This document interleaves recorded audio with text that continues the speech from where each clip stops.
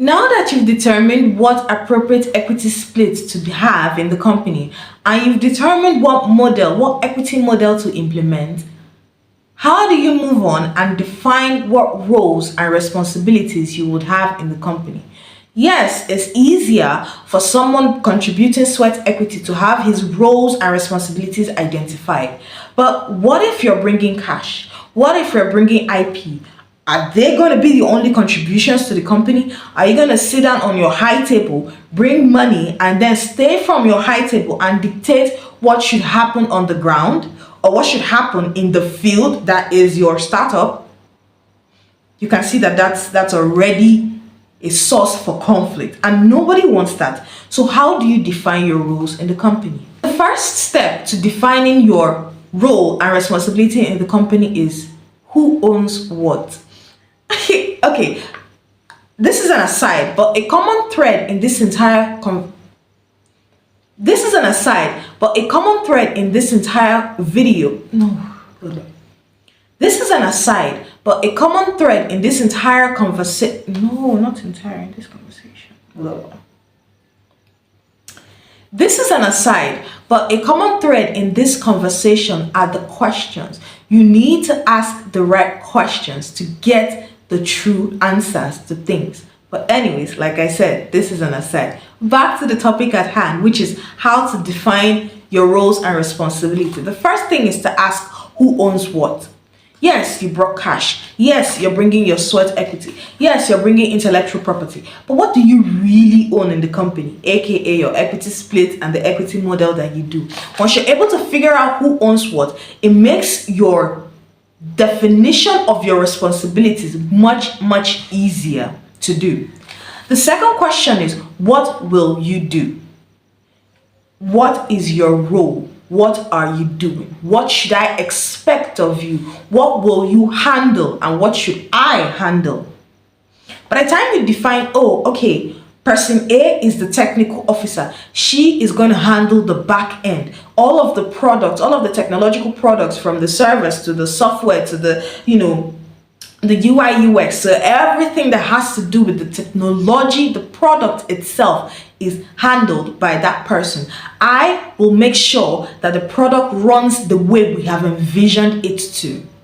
Now the other person goes, okay, you handle the technological part of it, the technical aspects of it, and I will handle the business of it. So anything from meeting out with investors to understanding and resolving client complaints to being the public face of the company, running the company on a day-to-day basis, handling employee matters, everything that has to do with the business of it is being handled by me. And then the other person comes in and says, okay, I will handle the finances. I will handle reaching out to investors, making sure that they put the money where they're supposed to put the money, making sure that clients pay, making sure that clients are satisfied, customer quality assurance, and all of those things. Understanding what you bring and what your co-founder brings allows you to set the expectation. Once you have set the expectation, you remove any room for disappointment, which often leads to distrust, which then leads to conflict, and it devolves from there. The third key to defining your relationship or to defining your role and responsibility appropriately is, honestly, take away emotion.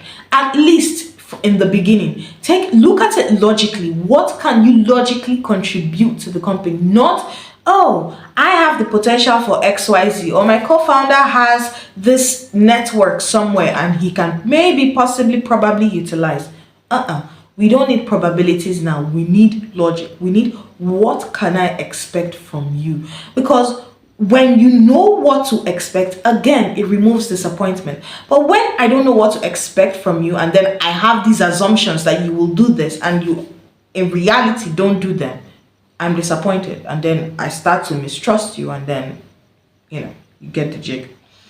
So define your role. Ask the tough questions. What are you doing? Who owns what? And be logical in your approach, at least at the very beginning. Be very logical in your approach, so that in the future, when conflicts as to your responsibility in the company arises, you can go back to the drawing book and say, hey, when we started this, I was going to do this and I was going to do that, and I actually did this and I actually did that. It's easier to handle that way. Now we've discussed equity splits, equity models, and defining relationships. How do you encapsulate all this into your structure as a company? Through a founders agreement. This is a video by a lawyer. You obviously know we're going to get there. We're going to get to documents. We're going to get to the agreement aspect of it. So you need to have a founders agreement. If you don't have one and you're building a startup, well, what are you doing? And why are you doing it? What is the thought process? I don't even want to know. Don't tell me. But you need to have an agreement. You need to have a document that says this is this and that is that. You need to see the black and white. Because if you don't have an agreement, what then happens is if a conflict arises, it's your word against their word. It's what you did versus how I perceived what you did. And we know how complicated that can then get. So you need an agreement. You need it in black and white so that you see the equity splits, how that equity is going to vest, what responsibilities, roles, and expectations your co-founders have of you and what you ought to do, and every single thing really. But what else beyond just the equity split and your role? What else should contain what else should be in your founders agreement? Well, the very first and the most important is intellectual property. Who owns what? What if you contributed IP? What if that is your, the leverage you use to get equity? How do you own it? Because sometimes it's advisable that, when you start a company, all intellectual property is transferred to the company. Now, if you brought the intellectual property, you might not agree with that assessment. So the very first and most important clause to add in the founders agreement is your intellectual property. What do you own in the company? Or does the company take over ownership of everything? You need to decide. The second is equity vesting and splits and your contributions. We've already addressed that. Your roles, responsibilities, we've addressed that. Your compensation and expenses. Okay, this one is a doozy. Now, again, this is a startup, right? You are literally just starting. And for the most part, it's being bootstrapped. And let's say one person is bringing cash, another person is bringing equity and sweat, another person is bringing intellectual property. But what if in your day-to-day activities, in running the company, the person that brought equity brings cash for something? What happens then? How do you get compensated for that cash you brought? Even though it was not part of your original responsibilities or your original role or what was expected of you. But then there was a need and you fulfilled that need by providing the cash or the money or whatever else it is. How do you get compensated for that? What if there are expenses and you handle them out of pocket? Do you get compensated for that? Do you get a salary? Do you get a stipend? How are those covered? Most times, again, I've seen this in experience where you're just starting out and you think, okay, it's not why we want to keep the company lean. So the startup founders will not have any salary or stipend. We'll just pay the monies to the employees and the remaining for operations and whatnot. And you don't pay yourself. That can get tricky over time because it's now like accrued salaries or accrued benefits. How do you then determine how much it has accrued to? And how much you are then worth? Because saying, oh, I have an equity split or I have equity in this company alone is not enough. Because sometimes it can take years for you to actually realize the benefit of that equity stake in the company. And before you get to that point of realization, you need money to keep you moving in life, right? You need to pay your bills. You need things. So how do you account for those monies? How do you get monies, especially in the short term?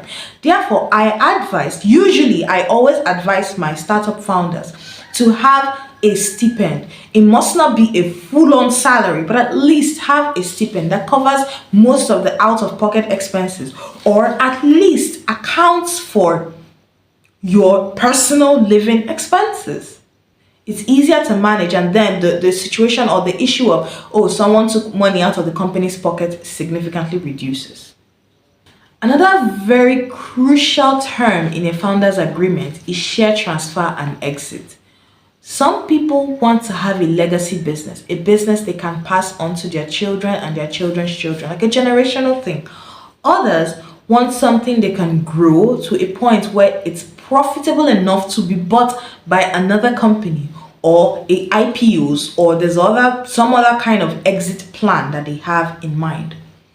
Those are two very different succession plans. Those are two very different ideas or visions for the company. And that's also one of the reasons why you need to be aligned in vision with your co-founder. But anyways, in your founders agreement, you need to itemize how exits happen and when they happen.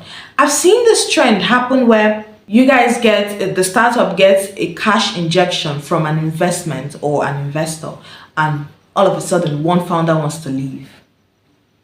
It's like, oh, okay, now I've satisfied, I've done what my vision went up to. I've done it. Now I want to leave. But then it's not included in the contract. So will you just up and leave your team like that? Will you up and leave the company like that in a lurch? How does that work? So you need to identify how shares will be transferred. Will you transfer your share from yourself to another co-founder? Will it revert back to the company? Will it be added to the investment pool? Will it be added to your ESOP? How will all of those tiny details work out? Because now, when everything is all good and dandy and your rainbows and sunshine, those look like insignificant factors. But when a dispute arises, they suddenly feel like a mountain. And so you need to itemize all that, and it needs to be contained in your founders agreement. Another important clause is dispute resolution. How will disputes be resolved? Are you going to go to court? Are you going to go through arbitration? Are you going to do mediation or any other alternative dispute resolution method? How will disputes be resolved? What country's laws have jurisdiction over you, your startup, your co-founder relationship? How will all those things be decided? Because if you start fighting now, and say for instance, this is an international relationship, say you live in Nigeria and your co-founder lives in Ghana, or your co-founder lives in the United States or in Europe or somewhere that is not in your locale, which laws apply? I've seen this thing happen so many times where co-founders are not in the same jurisdictions and they have disputes, and now you're fighting. Okay, if the dispute is to be handled in this country, how do I get there? And some people are not willing to have online dispute resolutions. I mean, yes, they are willing, but the effect is not as strong as it would be physically. So how will disputes be resolved? Again, these seem like inconsequential things at the beginning, but when a dispute arises, you can see how they suddenly blossom into big career defining moments or even startup defining moments. A tip for your founders agreement is this: make it a living document. Don't write it once and then shelve it somewhere and let it gather dust. No, this is a document that is meant to grow as you grow. It's meant to evolve as you, the co-founder, the company, and your relationship evolves with your co-founder. It's meant to grow as you grow. So don't, again, write it and dump it somewhere. It's not nice for your startup. Throughout our conversation, we've addressed why your co-founder or your founder's relationship is very important, how you can preserve and maintain it. We've addressed equity splits, equity models. We've also talked about what you should include in your founders agreement, how to define your roles, what's your intellectual property like, how you're going to share or transfer your shares, how you're going to vest said shares, how you're going to exit the company when the time comes, which country has jurisdiction over disputes should they arise. We've discussed all that. Now, how do you handle conflict? This is a crucial aspect of any human relationship. So how do you handle conflict as a co-founder in your team? How do you handle conflict? And how do you make sure that in your handling of that conflict, your relationship is maintained and gets better because of it? Conflict is natural. As long as humans are humans, they would always find something to fight about. But that does not mean that your relationship as business partners, as co-founders, has to devolve alongside the conflict. So how do you manage conflict such that it preserves your relationship? Well, there are a couple things. The first is regularly check in with whomever it is you are building with. Check in with your co-founder. Whether a conflict happens, whether there's tension, whether there's no tension, In the regular occurrence of business, you need to check in with your co-founder just to make sure that their head is on straight. You guys are still on or with the same vision. You guys are still chasing the same goals. Regularly check in with them, right? All the time. That's the first thing. The second thing is, let there be clearly defined decision-making protocols. Who is responsible for what decision? When you know who is responsible for what decision, it's easier to leave certain things in their hands and not overstep or, cross their boundaries.